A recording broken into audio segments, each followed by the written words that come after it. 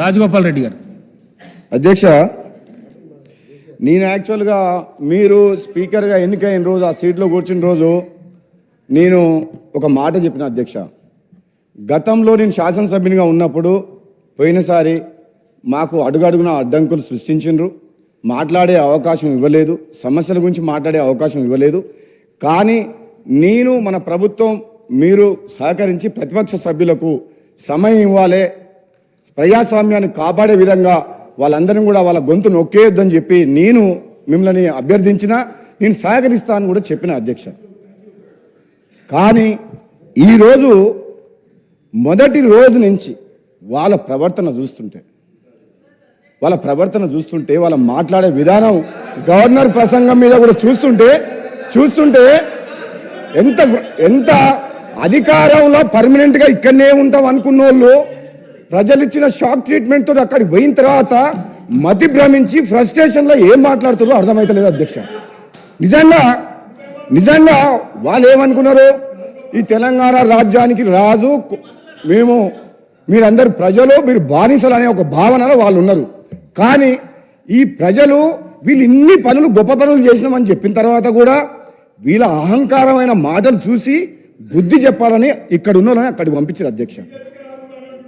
ఇంకా కూడా బుద్ధి రాకుండా ఇష్టం వచ్చినట్టు నోటికి పార్టీలు మారినామని చెప్పి మా కోమటిరెడ్డి బ్రదర్స్ అంటున్నారు. మీ నాయకుడు కేసీఆర్ గారు ఏ పార్టీలో రాజకీయ జీవితం మొదలుపెట్టిండ్రు, ఆ తర్వాత కాంగ్రెస్ నుంచి టీడీపీకి ఎట్లా వచ్చిండ్రు, ఆ తర్వాత టీఆర్ఎస్ 3 పార్టీలు మారిన చరిత్ర మీ నాయకుంది. అది మర్చిపోవద్దు అధ్యక్ష. నేను ఎక్కువ మా డిప్యూటీ సీఎం గారు ఈ పవర్ పాయింట్ ప్రజెంటేషన్ శ్వేతపత్రం సంబంధించి కొన్ని విషయాలు చెప్పిండ్రు. దాంట్లో ఆ బుక్లో క్లారిటీగా ఉన్నాయి నెంబర్స్. గత 10 సంవత్సరాలలో వీళ్ళు చేసిన విధ్వంసం వల్ల ఈ విద్యుత్ సంస్థలు ఎట్లా నష్టాలకు పోయినాయి అని చెప్పి శ్వేతపత్రంలో చాలా డీటెయిల్గా ఉన్నది. అందులో లోతుగా నేను పోను అధ్యక్ష. అదేవిధంగా ఈ మంత్రి గారు మాట్లాడిన మాటలు విన్న తర్వాత గౌరవ ముఖ్యమంత్రి గారు కూడా యాదాద్రి పవర్ ప్లాంట్ విషయంలో కానీ భద్రాద్రి పవర్ ప్లాంట్ విషయంలో అవుట్డేటెడ్ టెక్నాలజీ తీసుకొచ్చి ఏ విధంగా మనకు 4 రూపాయల యూనిట్ దొరికే పవర్ని 6-7 రూపాయలకు పోయిందో వాళ్ళు చేసిన తప్పిదం మీద, అదేవిధంగా ఛత్తీస్గఢ్ తోటి మనం ఒప్పందం చేసుకొని సకాలంలో డబ్బు చెల్లించకుండా ఈరోజు బయట ఎక్కువ రేటుకు ఛత్తీస్గఢ్ అగ్రిమెంట్ కాదని చేసిన పొరపాట్ల మీద ఎంక్వైరీ చేస్తామని చెప్పి చాలా డీటెయిల్గా చెప్పారు అధ్యక్ష. వీళ్ళ భవిష్యత్తు ఎక్కువ రోజులు ఏం సమయం పట్టదు. మీరే ఎంక్వైరీ ఆర్డర్ ఇచ్చిండ్రు, ముఖ్యమంత్రి గారు ఆదేశించిండ్రు. దర్యాప్తు సంస్థలు ట్రాన్స్పరెంట్గా బయటకు వచ్చిన తర్వాత వీళ్ళ గురించి ఇప్పుడు ఆలోచించుకుంటే జాలేస్తుంది, బాధ అవుతుంది. రాబోయే రోజుల్లో వీళ్ళ పరిస్థితి ఎట్లుంటుందని చెప్పి భయంకరమైన పరిస్థితిలో మీరు నెట్టబోయబడతారు. మీరు చేసిన తప్పులు మామూలు తప్పులు కాదు.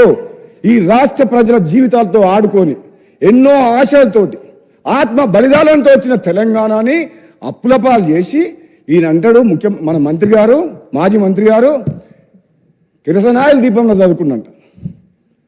ఈ కిరసనాయిల దీపంలో చదువుకున్న మాజీ మంత్రి, కిరాయి ఇంట్లో ఉన్న మాజీ మంత్రి 2014లో ఈరోజు నాగారం తుంగతుర్తిలో బంగ్లా కట్టి 1000 కోట్లు ఎట్లా సంపాదించిన అధ్యక్ష? ఎక్కడికి వెళ్ళి వచ్చినాయి అధ్యక్ష? రాష్ట్రాన్ని అప్పులోకి నెట్టేసి, ఈ పవర్ మినిస్టరు విద్యుత్ సంస్థలను అప్పులోకి నెట్టేసి, ఈయన మంత్రిగా మాత్రం భూములు, ఇసుక మాఫియా 1000 కోట్లు దోసుకున్న చరిత్ర ఈయనది మాకు చెప్తున్నా అధ్యక్ష. మరి అన్ని మాటలు నన్ను అన్నప్పుడు నేను మాట్లాడగా అధ్యక్ష, నన్ను పార్టీ మారినమని అన్నాడు అధ్యక్ష.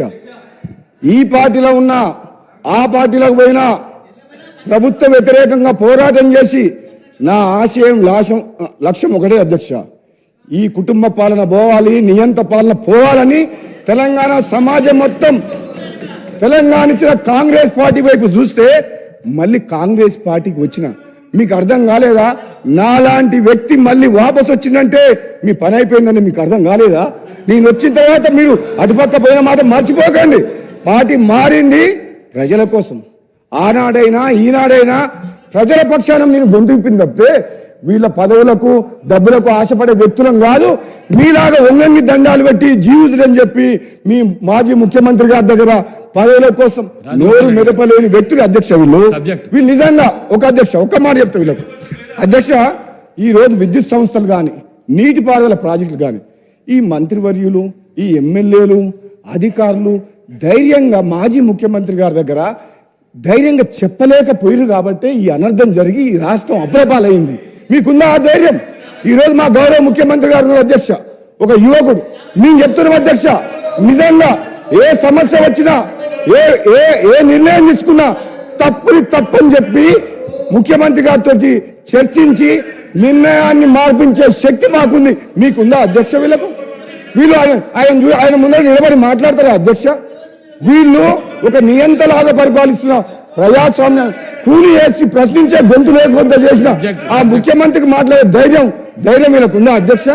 వీళ్ళు పదవుల కోసం జీవితులు అనుకుంటా వేల కోట్లు దోచుకున్న చరిత్ర వీళ్ళది అధ్యక్ష. వీళ్ళు ఈరోజు చెప్తారు అధ్యక్ష, వీళ్ళు ఈరోజు దయ్యాలు వేదాలు వల్లించినట్టు 10 ఏళ్ళు పాపాలు చేసి ఒక్క నిమిషం సార్, 1 minute